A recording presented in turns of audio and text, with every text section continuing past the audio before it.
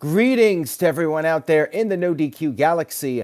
Welcome to the No DQ live recap of AEW Dynamite and WWE NXT. This is week 5. As usual, I did watch AEW Dynamite. I also had WWE NXT on in the background. So the review will mainly be about AEW, but I will give some of my thoughts on what happened during NXT as well. This week's NXT was in Charleston, West Virginia, the first televised wrestling event in almost 20 years, I believe since a 2000 edition of WCW Monday Nitro. So it has been a very long time. For those of you guys wondering, it is Caitlin's birthday, so if you haven't wished her a happy birthday yet, make sure you do so in the chat room. Had an amazing day with Caitlin and her family. But now it's time to get back to business here, and we got Crown Jewel. I will be talking about Crown Jewel as well, my final thoughts, including the big announcement that was made this morning. So stay tuned for that after the AEW and NXT recaps. Speaking of WCW, we kicked off Dynamite with Tony Schiavone at the airport. Cody Rhodes and Dustin Rhodes arrived from a private jet, and then Tony escorted Cody into a limousine, and they talked about how this is more than just another match. Later on during the show, we had Cody and Tony in the limousine having a conversation. This was very similar to the segments from Starrcade 1993, the Ric Flair for the Gold, where Flair and Mean Gene Okerlund were chatting. Okerlund picked up Flair at his home. They got in the limo. They had this conversation in the limousine on the way to the arena. So a very similar segment here with Cody and Tony that was mirroring the Gene Okerlund and Ric Flair segment from Starrcade 1993. I actually thought it was pretty cool, a nice little throwback to that segment. And of course, they talked about how important the match is, and Cody mentioned that his mom is going to be there in attendance at Full Gear for the AEW World Title match with Chris Jericho. Good stuff here. I liked it. Very old school. So we had a recap of the Jon Moxley and Pac ending from last week and what happened afterwards, which aired on the extended version of AEW Dynamite, where Kenny Omega came out to confront Moxley, and then Adam Page came out and demanded a rematch with Pac at the Full Gear pay-per-view. Then we saw Moxley going into Tony Khan's office, and he was having a closed-door meeting, which was being picked up by the mics, I guess. I'm not sure if there was a hidden mic in Tony Khan's office, but I thought this was pretty cool because it's just something different that we haven't seen on wrestling programming, at least in a very long time. So they're talking, the door is closed. Moxley is upset because Tony Khan has decided that the match between Moxley and Omega at Full Gear will be an unsanctioned lights-out match. And basically this means that the match will not officially count in AEW's record books. So the win and loss will not be recorded. Moxley was very unhappy about this and told Tony Khan that whatever happens to Kenny Omega is on him. We'll have more on Jon Moxley in just a bit. We had the introduction, the video opening with the pyro, and then we had the shot of the ring. Rick and Morty on the turnbuckle pads. There was a little tie-in this week. Rick and Morty, the cartoon series, was mentioned several times. And yes, the name of the show was part of the ring setup and everything. And there were some references throughout the evening. We had Sami Guevara versus Adam Page in the opening match. Guevara doing his young, arrogant upstart routine. He had his phone out recording the opening moments of Adam Page coming out there and coming down to the ring. Crowd was very much into Adam Page, chanting, "Let's go Hangman," right off the bat. Over on NXT, we started off with Candice LeRae versus Io Shirai. Io did pick up the victory. She attacked Candice after the match, and that's when Rhea Ripley made the save, and there would be more to this later on during the show.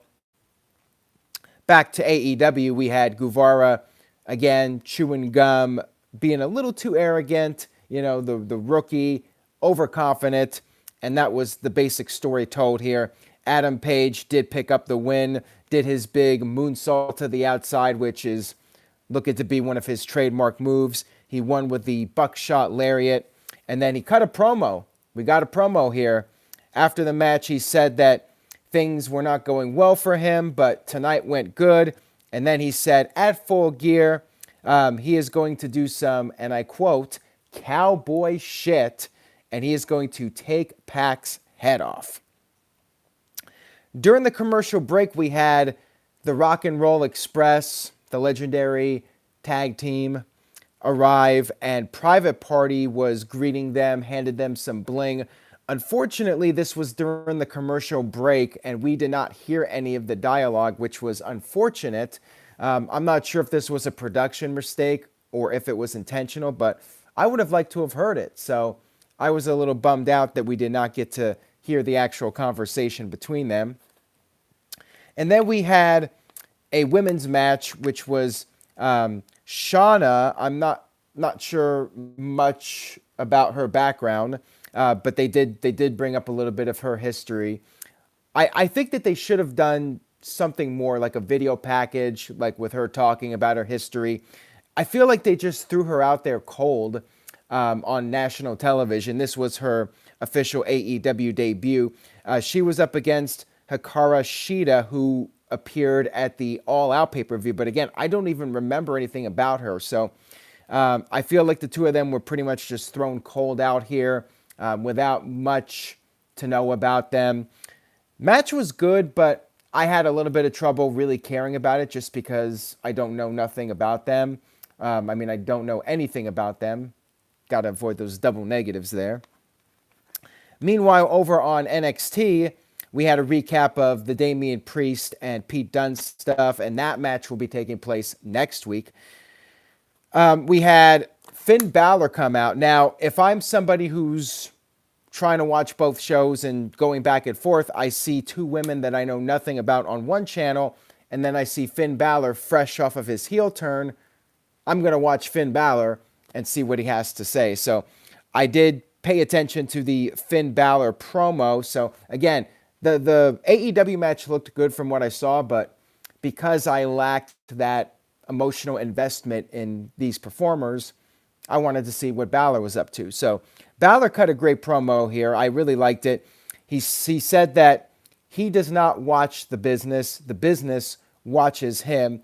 He talked about how 2 months ago he put over the hottest thing in the business because that person, who is Bray Wyatt, of course, put on a new mask. But now Balor has taken his mask off, and he is the hottest thing in the business. He said that the office, the fans, the boys in the back, they all have their opinions about him. He mentioned the Twitter tough guys, and then he said that the problem right now is that there are too many fans in the locker room, and they should be, instead of in the locker room, out there in the crowd with the fans. And then he talked about Johnny Gargano, basically calling out Gargano and saying that when he's through with him, he'll be Johnny, instead of Johnny Wrestling, he'll be Johnny No Longer Wrestling. And then we had a recap of the Kabuki Warriors, a little video package. Back over on AEW, the women's match was still going on. Pretty long match, went over 10 minutes. Shauna hit this double foot stomp, which is one of those spots I really don't care for because the person taking the move has to grab on to the ring ropes, and it's just not believable to me that they would be holding on to the ring ropes to take a move. You know what I mean? So I've never been a fan of this spot. Sheena ended up winning the match. It was pretty back and forth, and the crowd did get into it. I mean, when I was watching it at the beginning, it seemed like the crowd really wasn't all that much into it, but they did get into the match by the end of it. Yes, it's basically the Alberto Del Rio foot stomp for those of you that did not see the match. I'm not a fan of it. Anyways, moving on here. Back on NXT, we had Shane Thorn and Bronson Reed. They had this big chop fest at one point going back and forth. Reed did pick up the victory with the top rope splash. And then we had Chris Van Vliet on the stage. So we got one of my on-stage promo segments, which I like.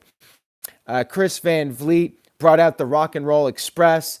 They had the tag team titles. They were supposed to present the championships to the new champions. That was the main event, the tag title match. However, before they could even start to cut their promo, they got jumped by Santina and Ortiz from the Inner Circle. They beat the crap out of the Rock and Roll Express, and then poor Ricky Morton got the double power bomb through the staging area. I loved this. I thought that this was a great beatdown, a great way to utilize the legends and get heel heat on Santana and Ortiz. So I give this 2 Orange Cassidy thumbs up. I liked this a lot. What's funny is that the Young Bucks did come to the aid of Ricky Morton. However, they were just a little too late. Now, I always find this funny. Like, shouldn't have they come out there? Shouldn't they be coming out there like right off the bat when this attack starts happening? Like, were they jerking off backstage somewhere, and it took them a couple minutes to finally run out there and make the save? I mean, it's fine. You know, they were probably preparing for their match. You know, that's the real reason. But yeah, I thought this was a really good angle to get some heat on Santana and Ortiz. I very much enjoyed it. Yeah, the Young Bucks are baby faces, at least in this storyline. I mean, it's clear the Inner Circle are heels. I mean, that has been clearly defined. So the Bucks, at least in this match, they're baby faces. Let's see. So, again, as I mentioned earlier, Tony Schiavone, Cody Rhodes in the limousine. And the whole idea of this was Tony Schiavone said the stars should always come out last. And they were doing this to make Chris Jericho wait, you know, playing the mind games with Jericho. I enjoyed this. I thought that this was all well done. And then we had the Best Friends coming out as Rick and Morty. I never watched the Rick and Morty show, so I know nothing about these characters. I was fine with this because it's Halloween, and if you're gonna do the plugs, and this was the match where we really got the big plugs. This was done in the comedy match of the night, which is good. I like there being one comedy match on a 2-hour show. You know, break things up a little bit. I gotta say, this week's AEW had more variety than previous weeks. I thought they did a better job of having a nice balance between the matches and doing some comedy and promos. So all in all, I thought it was really solid. We had the Best Friends and Orange Cassidy win a 6-man match. I'm not even sure the other team that they faced. I mean, it was basically a squash match, basically a showcase for the Best Friends and Cassidy. Cassidy did all of his spots. He did the kicks, you know, the lazy kicks, and then did the lazy dive over the top. And then we got the Best Friends hugging Orange Cassidy, the camera zooming out real fast, all that stuff. And the good guys picked up the victory here. Meanwhile, on the NXT show, we had the start of the WWE Women's Tag Team title match. The Kabuki Warriors up against Tegan Nox and Dakota Kai. Really long match. I mean, this went past the contract signing segment between Chris Jericho and Cody, which I will talk about right now. We had the contract signing, which going in, I was like, do we really have to keep this a thing? WWE does way too many contract signings, and now we got another one. But I liked how AEW changed things up here for this contract signing, and even spoofed contract signings in general. So Jericho came out. This was at the start of the second hour. he was wearing this cool Halloween jacket, which I really liked. They had the table set up on the stage, so instead of the ring, the contract signing was done on the stage. I like it, changing things up here a bit. Tony Schiavone explained the match rules. Cody signed first, and then Jericho acted like he was going to flip over the table, which is, of course, referencing most contract signing segments in WWE history. But he said that this match is too important to flip a table or powerbomb somebody through the table. He said that this is the biggest match of Cody's career, and he is going to teach Cody a lesson of what it's like to be a loser. And then he proceeded to sign the contract, and then the fans started chanting, "You suck," and Jericho's like, "I could just sit here all night," and he told the hillbillies to calm down. Then Jericho offered a handshake. Cody, surprisingly, did give him a handshake, but then Jericho pulled him in, took off his glasses, and that's when we had Sami Guevara backstage getting Cody's attention, and that's when we had Jake Hager hit a low blow, and this is a direct reference to the Bellator fight from over the weekend when Jake Hager low blowed his opponent, which led to a no contest. So good stuff here. I like the fact that AEW capitalized on the low blow controversy, and that's going to be Jake Hager's thing now. He low blowed Dustin, and then he took the limousine door and slammed it onto Dustin's hand. And that's when we had Chris Jericho light a cigar. The only negative of this segment, and it's really just nitpicking, is that there was this echo, which I'm actually okay with because I like the fact that the production's not perfect. I mean, for a new company, AEW's got some pretty darn good production, but I like it when it's not squeaky clean perfect. You know, WCW had a lot of production mistakes, and it made them look Bush League. If you have a little bit of technical issues every now and then, hey, it's a live show. Things are going to happen. Things happen on this live stream all the time. So it's okay if you have a little bit of issues with like echoing or, you know, you have a missed camera angle or something. You know, it adds more to the live atmosphere, if anything. So it's nitpicking at most. I still thought it was a great segment.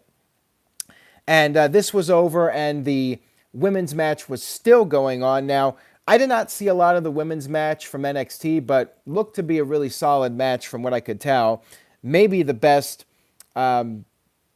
women's championship match in WWE for the tag titles. We had the Hybrid and Kip Sabian going up against Kenny Omega and the Young Bucks as the women's match was still going on. Tony Schiavone was back in the announce booth for the second hour. Kenny Omega had this video game entrance. He had this little video game style promo package, and then he came out dressed up as this character that I am not familiar with. Sorry, guys. But I did know Young Bucks coming out as how do you pronounce his name? I don't even know. I think it's wrong. Ryu, something like that. And Ken from Street Fighter. I recognize the Street Fighter characters, but not Omega's character. But cool stuff here. You know, it's Halloween. Got to do something for Halloween with the costumes. So good stuff here. Back over on the NXT broadcast, we had the Kabuki Warriors finally pick up the victory with the green mist from Asuka and then the insane elbow from Kairi Sane.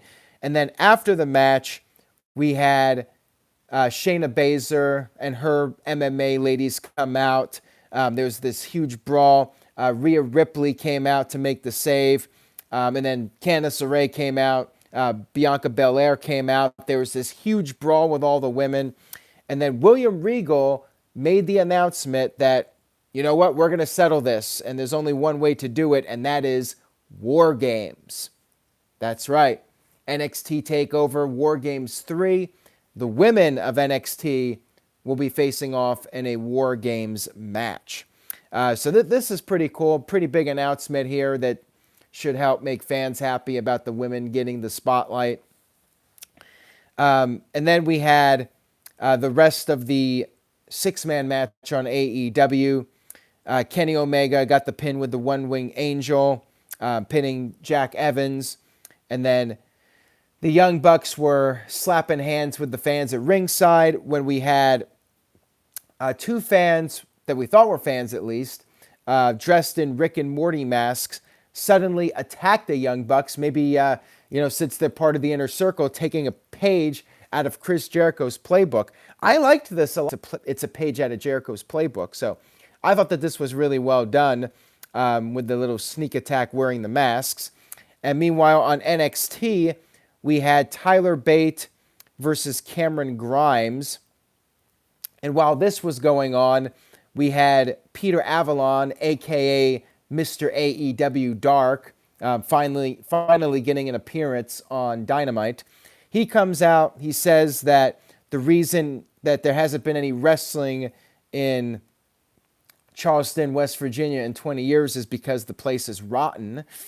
We had Jon Moxley come out. Moxley laid him out with a paradigm shift.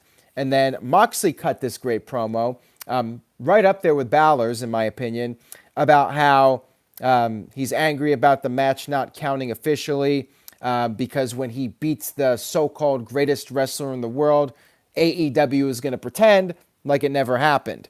He said AEW. This was kind of like referencing WWE, but not. So it was very subtle, which I think is good, because people have been saying AEW is referencing WWE too much. But Moxley basically generalized it and didn't really reference WWE directly, just saying that the suits have been treating him like a freak and an outsider, and he's been dealing with puppets and suits for years. He said as far as the AEW win-loss record goes, they could take it and shove it up their ass. Then he called himself the baddest son of a bitch in the game, and he said that if you think he's out of control, you haven't seen anything yet.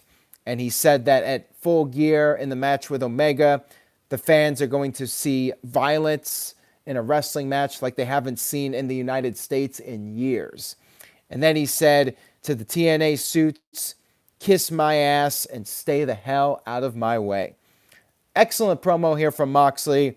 And like I said earlier, I think AEW really stepped it up this week with the promos and really delivered a nice balance. Great wrestling, great promos, had some character development and some angles to build up your pay-per-view and make you want to see these matches. So yeah, I was very satisfied with much of this show. And back on the NXT show, we had Killian Dane come in for distraction, which led to Cameron Grimes perhaps picking up an upset victory over Tyler Bate, who is, of course, the former NXT UK champion. After the match, Killian Dane attacked poor Tyler Bate and told Bate that he has some unfinished business with one Pete Dunne. Then we had the main event, the tag team title match. Maybe the only negative of this to me was that the two teams did not get full entrances for this match. I mean, we just cut from commercial back in the ring. They were in the ring, and the announcer, Justin Roberts, was introducing the teams. So I would have liked to have seen full entrances for these guys for a match of this caliber, the finals to crown the first AEW Tag Team Champions. But maybe AEW was running short on time, and that could still be an issue with them, that they are, trying to figure things out time-wise and not go over on segments. WWE and NXT, obviously, they've had the experience for years, and they don't really have those issues all that often. But with AEW being new and all, I'll give them a pass on it. Meanwhile, over on NXT, we had their main event, which was also a tag team match. We had Keith Lee, whoop, whoop, and Matt Riddle, don't call him bro, or maybe he likes to be called bro, versus the Undisputed Era, Kyle O'Reilly and Bobby Fish, the tag team champions. Matt Riddle did the jackhammer again I guess that's going to be his thing now. back over on AEW, crowd was chanting AEW. Great match between these guys. Kazarian ended up being double teamed. He was put through the timekeeper's table, and then it looked like the Lucha Brothers were going to win the tag team titles. They had Scorpio Sky all alone, but then Scorpio picked up the victory with an inside cradle. And Jim Ross was so happy about this. He's like, the tag team champions have been determined with a wrestling move. He was so ecstatic that this match had all these big high spots, but then it was just a plain and simple wrestling move that ended the match. JR was great on the show, by the way, as was Ronaldo over on NXT. We had Dynamite end with Scorpio Sky and Frankie Kazarian holding up the championships. And I really liked this because going in, I thought Lucha Brothers were going to win, right? So I liked the fact that we got a surprise. And it wasn't like it was the most decisive victory, so Lucha Brothers can get their rematch. And like true heels, they can also say, hey, wait a minute, this team wasn't even the original team. It was supposed to be Daniels and Kazarian, even though, of course, it was the Lucha Brothers that took them out. So I thought that this was really well done. Nice ending to the show. Let's go ahead and finish up the NXT recap. Well, you know what? Before I finish off with NXT here, let's go ahead and do the letter grade for AEW. I, quite frankly, felt that this was the best Dynamite to date. So I haven't done this, I don't think, but I give this a solid A. They really stepped it up this week with the promos, and the wrestling was great. And other than a few little production issues, I love the angles. I'm looking forward to the pay-per-view. They built up the matches really well. A few things they could have done, like with the women, I think they should have done some video packages instead of just throwing them out there cold. But overall, great show. Definitely like more of what I want to see on a regular basis from AEW. Love the balance with the promos and the wrestling. Caleb Jacobs with an A+, Jeremy Dorsett with an A+, Super Namic 2121 with an A+, Media One Software A, Mike B with a B+ for AEW, A- for NXT, D. Martin 5th with an A-, Elijah with an A, Shady with an A++, and Darius Jefferson with an A. And yeah, looks like you guys pretty much unanimous rave reviews for AEW, and rightfully so. Power Packers 90 with an A+. So if anything, I'm seeing a lot of A+ on here. Again, I'm reserving it for like a show that I think is like one of the greatest shows I've ever seen. But this was the best AEW to date, in my opinion. And it was a great show. Great show for sure. And somebody again asked about Caitlyn. Caitlyn did not actually watch AEW, so I'm going to have to call her out on that. It's her birthday, so she's spending time with her family right now, and they were watching a movie or whatever, so she didn't want to commit to wrestling tonight. That's why she's not on here with me. But again, her birthday, so got to make the birthday girl happy. But she missed out on a great show, I will say that. All right, so back to NXT here. The finale, the final moments of the show. So Keith Lee got this hot tag, and he was doing all these cool moves, taking out the guys, showing off his power. Caitlyn says she watched NXT, though, so I guess she did have it on. I was watching AEW with Caitlyn's dad, and he was really impressed with AEW. Like, he thought it was a great show. So there you go. You know, it's good to be able to watch the shows with other people and see how they react to things, and he loved it. So I definitely think that's a good sign for AEW, just to see how other people are reacting to the show. Anyways, back to the tag team match. It looked like maybe Keith Lee and Matt Riddle were going to pull off a victory here. Riddle came in. He was doing all the exploder suplexes. He was on fire. Keith Lee did the pounce, which looks like it's going to be his move now, which is kind of cool. even though it was Monty Brown's move, but Monty had to leave the business. But yeah, I thought that this was a great main event, and Undisputed Era, the rest of them, Roderick Strong and NXT World Champion Adam Cole, interfered in the match, which ultimately led to the champions retaining the championships. And after the match, we had, I'm not even sure if this was for the tag team titles or not. It might not have been, but regardless, doesn't matter. Tag team champions won. And then after the match, we had Tommaso Ciampa come out with his crutch. He started taking out the Undisputed Era. He cut a little promo, and he said that Goldie is going to have to wait because he is officially, Daddy is declaring war. So I'm not sure if they're going to be doing 2 War Games matches. I think that would be overkill if they do that. Apparently it was a non-title match. So yeah, this was a great ending to the show, and I did forget to mention that Keith Lee picked up O'Reilly and tossed him to the outside. Keith Lee looked great as usual, but so did Matt Riddle. All the guys looked great.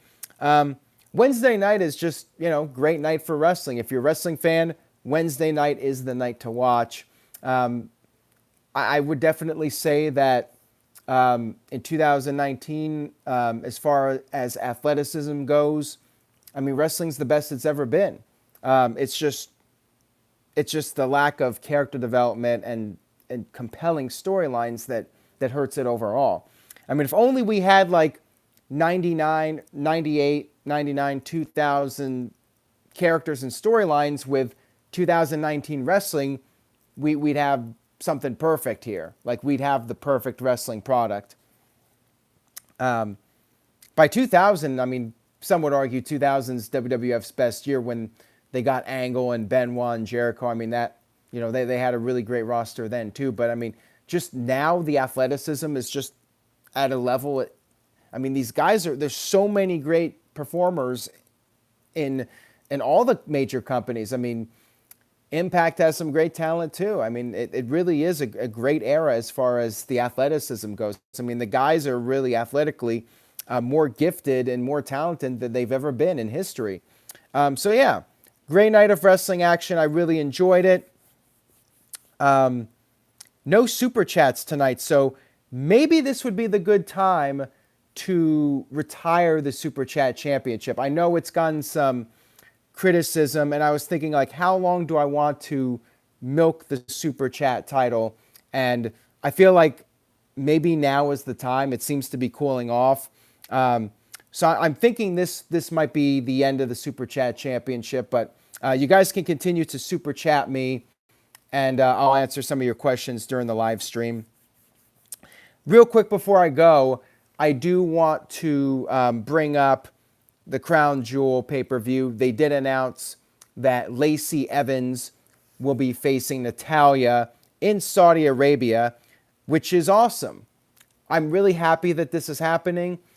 I saw people on social media complain about it, and to me, this is not something to complain about. It's baby steps. Obviously, Saudi Arabia has their way of doing things, and they've been doing it for many years, centuries. It's going to take time to change that country. But the fact that they're even allowing it to happen and WWE is going to be doing this match, it's a step in the right direction. It's a step for progress. And people are saying, well, they should just not do a show at all. You got to make baby steps. In order to make change long term, you have to take the baby steps.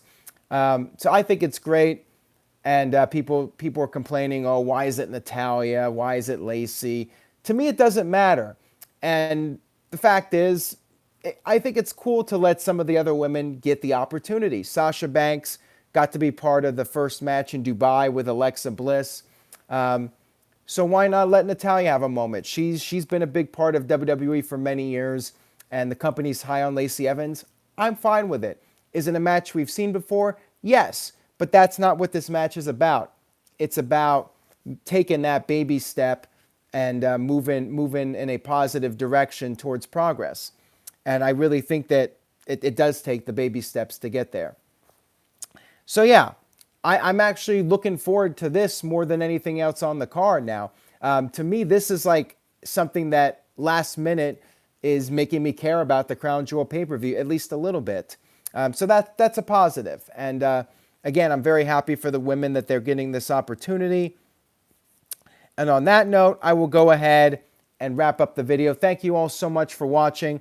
I will be back after Crown Jewel to give my thoughts on the pay-per-view. I'm guessing it'll be around 5 o'clock Eastern. I'm not sure exactly how long Crown Jewel will be, but if I had to guess, I'll say between 3 and 4 hours. So roughly around 5 p.m. Eastern, I'll be back here. Maybe I can get Caitlin on, but I don't even know if she wants to watch the show. Maybe I can get her to watch it and come on with me for a live stream. But I will be here for sure. Thank you guys for watching, and I will see you all next time.